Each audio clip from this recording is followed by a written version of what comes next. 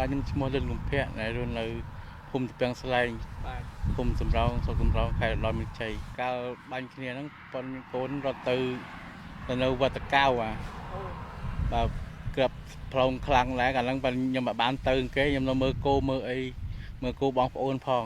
បាទហើយចុះឥឡូវមិនដែរបានមកវិញឲ្យសុបាយបានស្ងប់ស្ងាត់ទៅក៏សុបាយចិត្តបានមកជួបជុំគ្នាវិញខ្លាចកាលហ្នឹងខ្លាចខ្លាំងខ្លាចមិនបានជួបគ្នាវិញសម្ដេចតេជោសម្ដេចធិបតីលោកខំប្រឹងប្រែងដើម្បីឲ្យមានសន្តិភាពមកវិញតើបងយល់ថាការខំប្រឹងប្រែងរបស់លោកឬមានការថ្លែងអំណរគុណទៅលោកយ៉ាងម៉េចដែរបាទក៏អរគុណដែលគាត់បានប្រឹងប្រែងដែលជួយឲ្យបានមានសន្តិភាពឡើងវិញឲ្យបានបងប្អូនយើងរស់នៅសុខសប្បាយអស់គ្នាវិញបាទចង់ឲ្យមានជារៀងរហូតទេចង់ឲ្យមានរៀងរហូតបាទហេតុអីដែរបើមានសង្គ្រាមមិនស្រួលណាបងអញ្ចឹងហ៎បាទក្របផ្លូវស្លឹកប៊ីផ្ទះដែរខ្លាចដែរហ្នឹងឬនឹងខ្ទើអង្គើផ្ទះណាបាទដល់ឥឡូវបានស្ទប់នេះបាទអខ្លាំងអូលោកគ្រូអើយថ្ងៃគេបាញ់គ្នាក៏គេមកផ្លូវនេះឲ្យព្រាតគេមកបលិចនៅឯងគឺមកឡានម៉ូតូក៏យន្តបលតាមគេបើមិនទួយណាបើគ្របក្រៀងឡើងហឹងតាំងខ្សែឡើងពឹរចាแล้วក៏ទឿទ្រូងហើយមានតតូប៉ុណ្ណោះហើយលោកគ្រូខ្មែរថៃយើងបានចុះកិច្ចព្រមព្រៀងសន្តិភាពមួយគ្នាតើអ៊ំសប្បាយចិត្តទេបាទលោកគ្រូសប្បាយកូនចៅសប្បាយគ្រប់គ្នាចង់បានសន្តិភាពកូនចៅតទៅមុខទៀតក៏ក្បីមានសង្គ្រាមលោកគ្រូអើយបានស្រួលខ្ញុំអរគុណលោកគ្រូបានលោកសម្ដេចហ៊ុនម៉ាណែតហ៊ុនសម្ដេចហ៊ុនសែនបានជួយដល់កូនចៅឲ្យលោកគ្រូតាត្រាំអរគុណមែនទែនលោកគ្រូអើយលោកគ្រូអើយមានខ្ញុំសិតអត់ចាប់ឈ្មោះអត់បានទេលោកគ្រូចាអរគុណគាត់មែនទែនបានជួយប្រជាជនខ្មែរយើងបានឯករាជ្យបានសប្បាយចិត្តរីករាយបាននៅផ្ទះនៅសំបែងជួបកូនជួបប្រពន្ធទាំងអស់គ្នាលោកគ្រូអើយអរគុណបានលោកគ្រូបានមកស្ពះកូនក៏ត្រេកអរចង់ឲ្យមានសន្តិភាពចង់រហូតចាខ្ញុំឲ្យសន្តិភាពរហូតតកូនតាចៅអើយកូនចៅក្រោយក៏គ្នាវាកម្មនេះ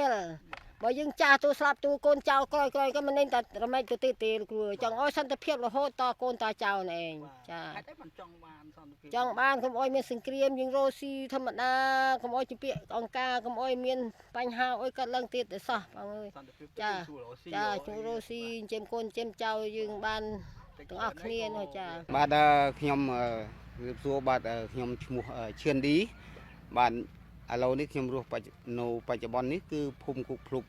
ស្កាត់គុនគ្រៀលគឺស្រុកសំរងខេត្តឧត្តរមានជ័យបាទ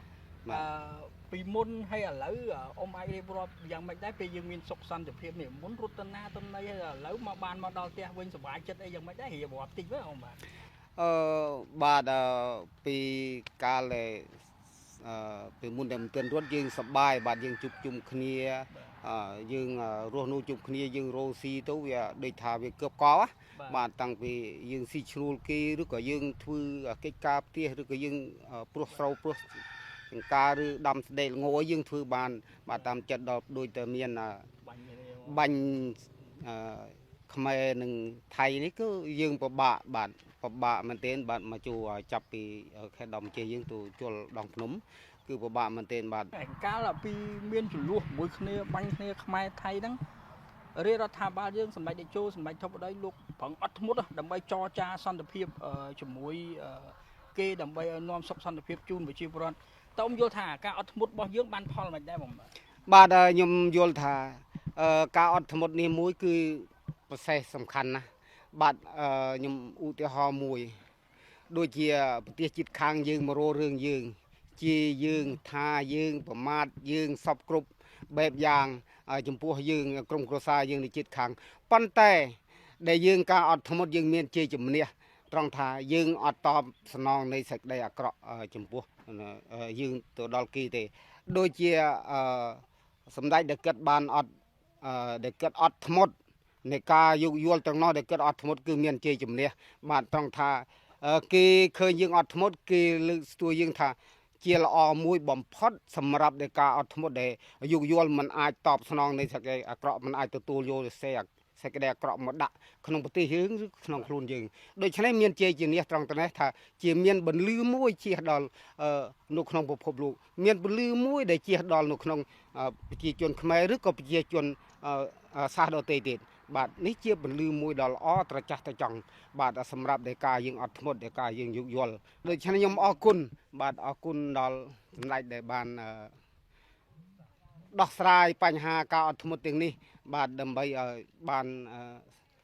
ទីខ្មែរយើងកម្ពុជាយើងមានសន្តិភាពនិងរីកចម្រើនហើយនឹងបានជាជនយើងស្រួលបួលវិញហើយនឹងសប្បាយចិត្តបាទខ្ញុំអរគុណបាទអរគុណច្រើន